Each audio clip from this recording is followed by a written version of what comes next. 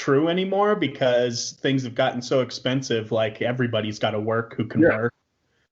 But I think a lot of guys have really held on to this, that, you know, they are the head of the household for some reason or another.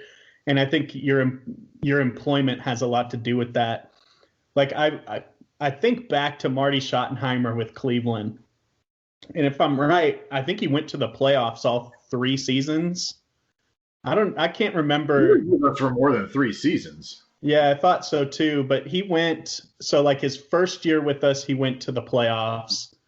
I think his second year he went, or no, I'm getting the timeline mixed up in my head. But I know what happened the first time I can remember is the drive.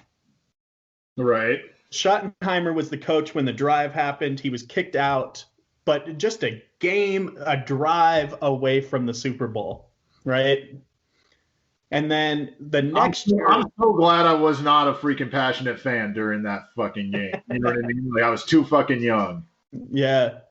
And then the next year we went back to the playoffs and the fumble happened, which once again, like, you cannot put these games on Marty Schottenheimer, right? And then we went back again, I feel like his last year, and were kicked out of the playoffs again, right? And the reason people are saying he got fired from Cleveland was because he didn't make the Super Bowl. Yeah, he couldn't win the big games. Yeah. And so then the next time I remember in my lifetime, while I was paying attention to football, is Marty Schottenheimer with the San Diego Chargers. Right. I don't know if it's deja vu for you, but it sure felt like deja vu to me what happened to Marty Schottenheimer in San Diego. Like, the dude put together and ran an incredibly successful team. And it sure seemed like it was Phillip fucking Rivers, like your golden boy, who couldn't get them over the hump. Okay, well, that was unfair. He got fired after winning. We're not turning this into a fucking Phillip Rivers fucking podcast, because I will. All right.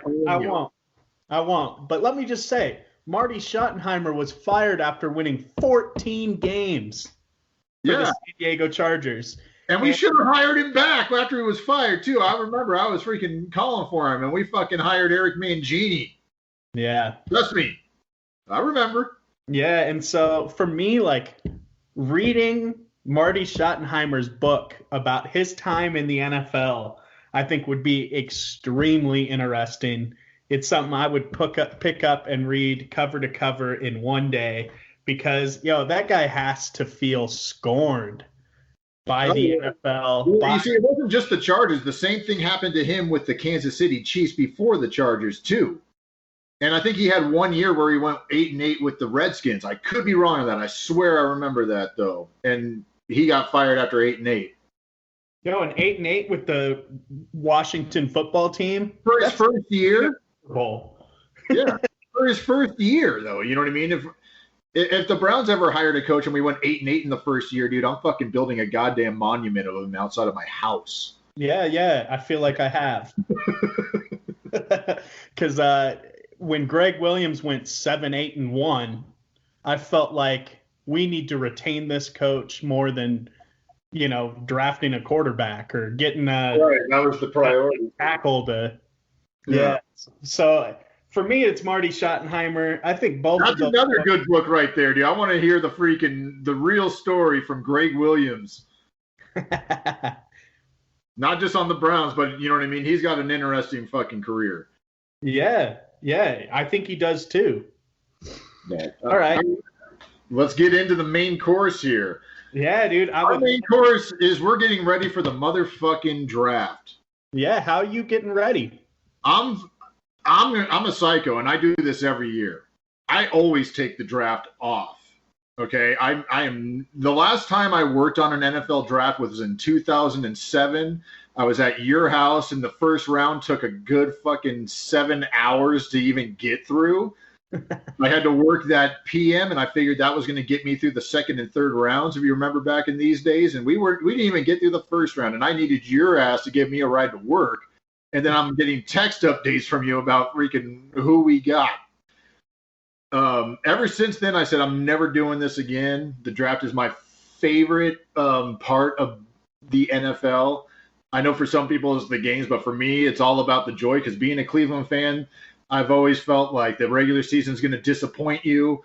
All these people are going to be bust, but on draft day, they're all Hall of Famers, and it's amazing feeling, and it's exciting. You get to do research. So I'm going to be taking the entire weekend off. I'm going to be home watching the damn draft like a king. I'm going to be barbecuing. It's just my favorite time of the year. What are you up to? Oh, man. So Thursday is always a little tough for me. I got a long day on Thursdays. So, I mean, I'd say that, like, lately I've caught usually the first round, not usually day 2 and 3. Like, I'll pick and choose moments to watch to, like, see what's going on, and I'll update my stream, right? So, like, I can see what people are writing about the choices that we've made. But this year feels different. And I'd say the reason that is 11-5. When we're 11-5, like, I want to pay attention to just about every little thing that we do. This year feels special, and it's interesting, right? Because it's not like we need that one starter to really lead the football team, right? Like, we have the guys in place for leadership. We have the guys in place that have the talent and the skill set to go out and perform. I'm absolutely loving this draft because it feels like a luxury. I'm going to be making some wings. I'm going to sit down on my couch. I'm going to ignore my son trying to have imaginary battles with me. And I'm going to pay attention to every single second of this draft, knowing that, like, I've put the research in this year to really feel like I know exactly what we need to do. And I've been studying our coaches' picks, and our GM's picks.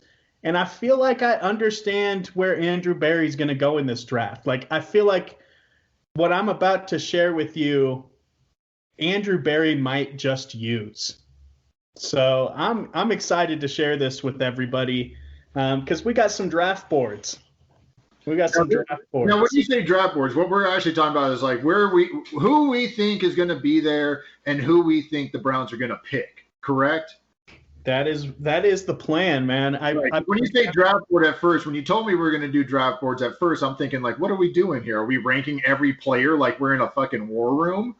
Or no? So we're going to go through all of our draft picks scheduled that we have and say, I think this guy's going to be there. I'm picking him. All right. Well, why don't you start us out? No. There's a little wager going on this, too. Let's not get over the good thing. So the Browns just came out with their new draft hat, and I actually think it looks fucking dope. I like it. I like it, too.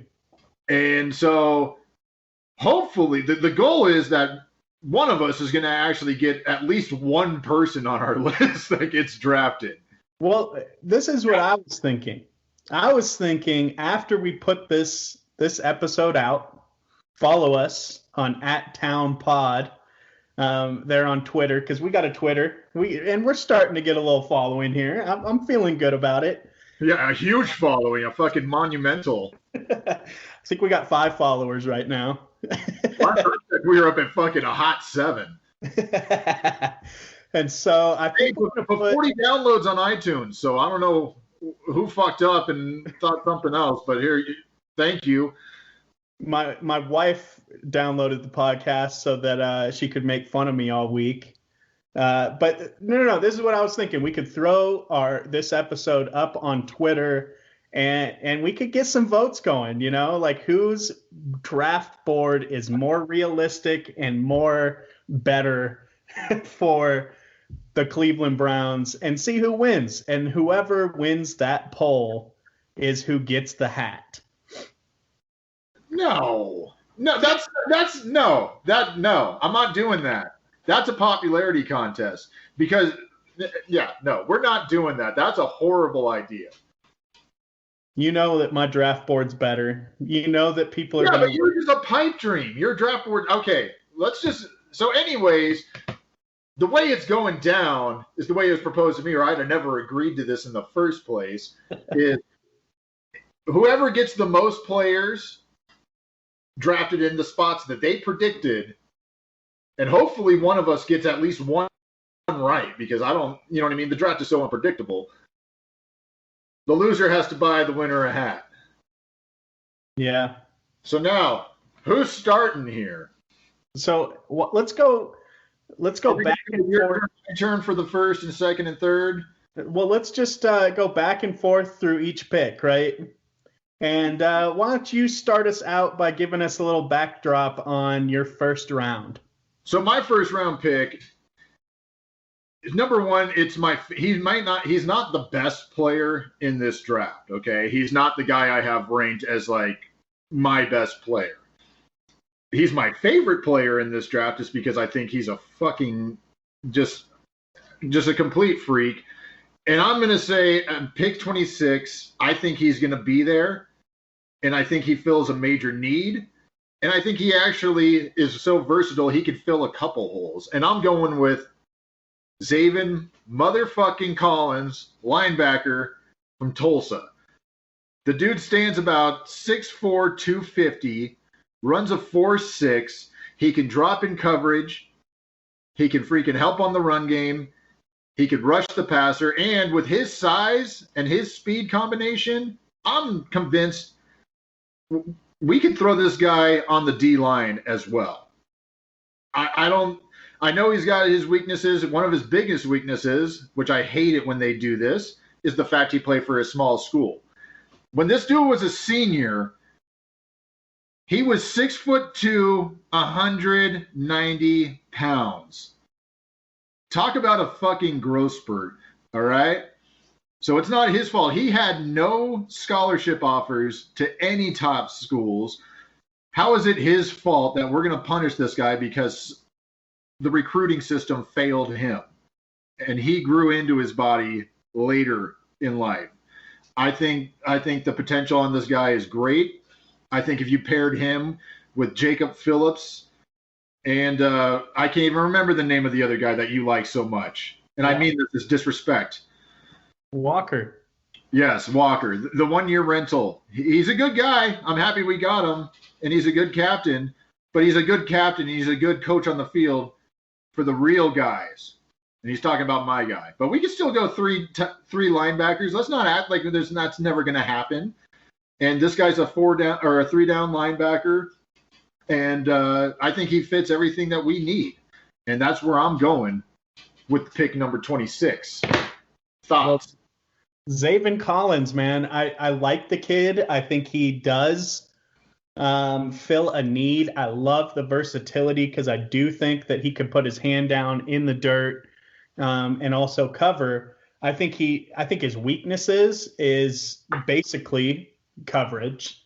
I think he could probably do well in the run game. I don't know. Like for me, I could even see him going to the New York Jets at 23.